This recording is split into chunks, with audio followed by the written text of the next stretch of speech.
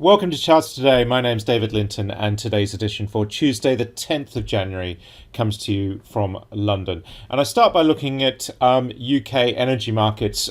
We had the big announcement out yesterday, a bit of a damp squib, really, from the UK government saying that there would be support above 302 megawatt hours. And basically, we're sitting at about 215 at the moment, so no support at these levels, given that most energy users in the UK businesses are paying at least double what they were a year ago. And of course, the key thing here is that timing the market is probably going to be much more help to you than any support from the government. We're seeing the trend breakdown here, and of course, you can analyze all the UK power contracts within Updata. So this data comes from OTC Global Holdings. It comes as standard in our professional and enterprise editions of Updata.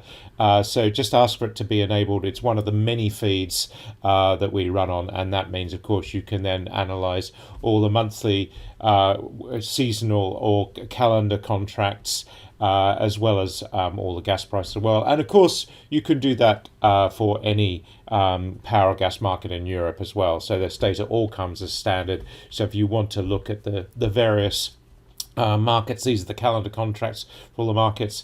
And quite useful just looking at this modeled data, and it's great to be able to do this analysis and look at your targets, etc. And of course, we cover these in our energy reports. And today, gas prices, which we'll look at in a minute, we're out as neutral because we've still got downside targets on the 1 minute charts, the short term charts for MBP, and TTF is a mixed picture. The key levels here to hold are 150 for MBP and 63.50 for TTF.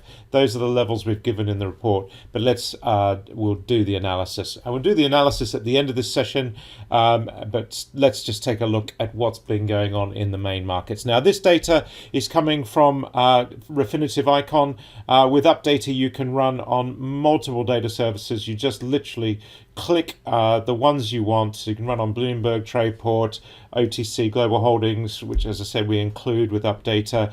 You can run on a whole host, dozens of different data services. You just click them in. If you've already got access to those data services like Montel or Trayport, whichever you're running, you can just run that straight into Updata. And of course, you can mix and match. So that means that I've got multiple data feeds available to me to chart, and this is the real power of Updata, is that it updates based on where all the different data comes from.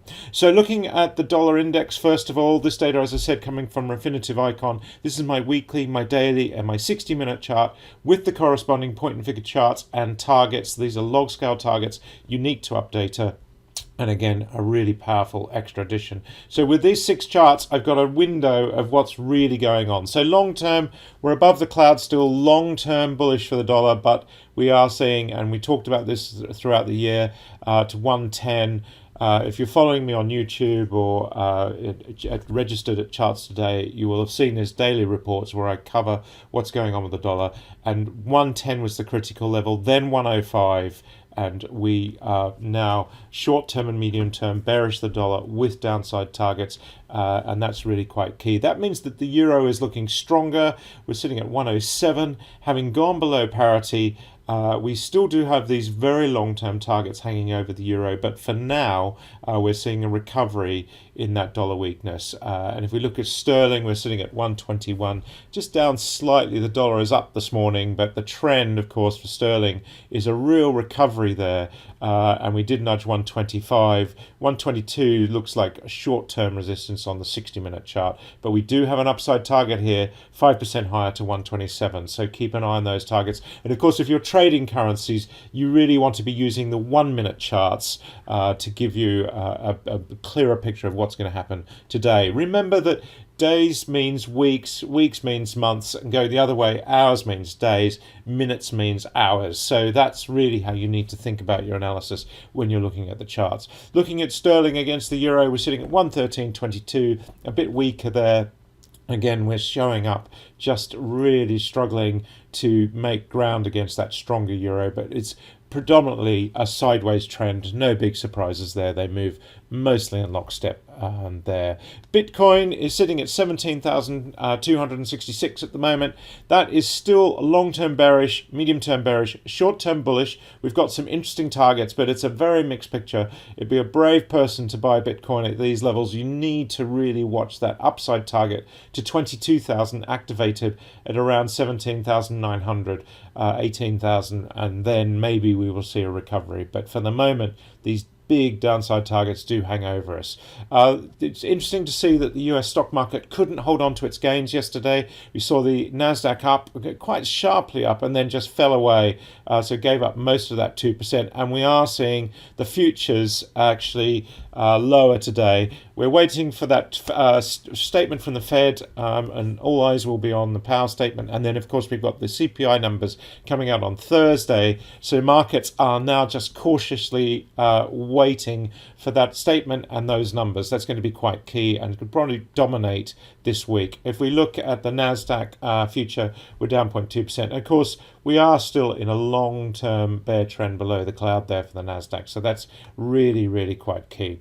The FTSE future is down 0.25%. Really, European markets following the US futures market. No big surprises there. So we are seeing that.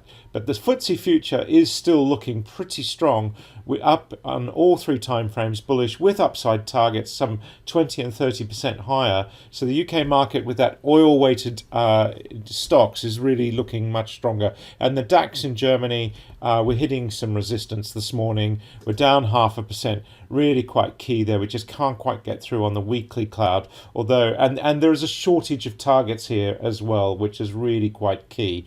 So that's quite interesting as well. Japan was the only market really up. That bucked the trend in Asia. The rest of the Asian markets were lower. The Sensex in India down 1.2%. So this has been a strong market of late with these upside targets and breaking to new all-time highs. But it is just hitting some resistance and a bit of selling off pressure there in India. So that's quite key. The Aussie market down 0.25% as well.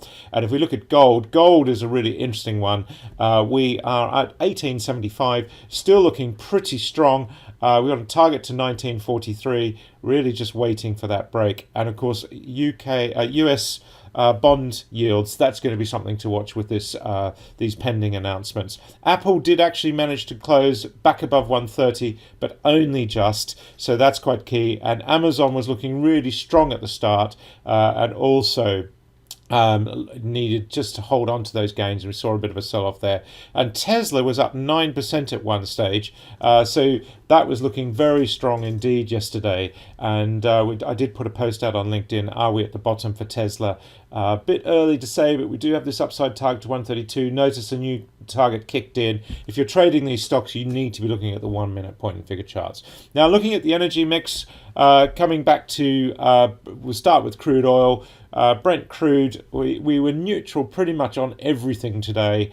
And so we're seeing here that we're just are bearish below the daily and the 60-minute cloud. We've got targets in both directions. We are down about 0.4%. US nat gas was up strongly yesterday, but it's given up those gains, back down around 4%. So that's quite key. We've got mixed targets. Again, we were neutral. We're still below the cloud, so it's hard to be bullish there. And coal is one standout. We are just seeing that at the moment. But again, that's given up a lot of pricing. And of course, we've got the contract change imminent for coal. Looking at the carbon emissions chart, we're seeing a little bit of a recovery. We've got this target to 85.40, but we need to break really 82 for that to be activated. So that's going to be one to watch. And we're seeing gas prices giving up this morning, up down 2% on TTF and down 0.8% on NBP. Again, we were neutral. We had mixed targets and we're teetering along the bottom. And we've given those key levels, which we talked about earlier. Now, looking at NBP, the level there is 150. We need to hold that 150 low. Watch your 1 minute targets, and on your OTC data, if you're using Trayport, watch those 1 minute targets. Going to be absolutely critical. German power, looking at the Cal 24, we are actually up 1.5% this morning, so that's quite interesting for Cal 24. But the reality is that power prices have really been struggling of late, and for the moment, again, watch your OTC pricing there, or look at it in the Updata OTC data as well.